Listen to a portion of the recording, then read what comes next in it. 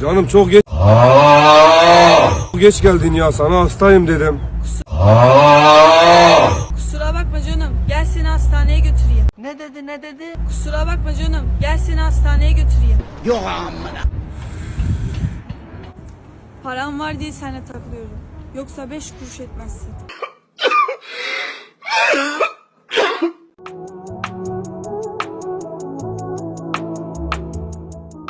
Kardeşim, hastaymışsın. Götüreyim seni hastaneye.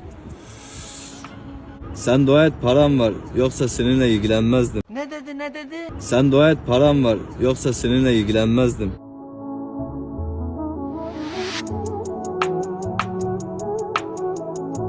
Niye bana para veriyorsun? Senin parana ihtiyacım yok.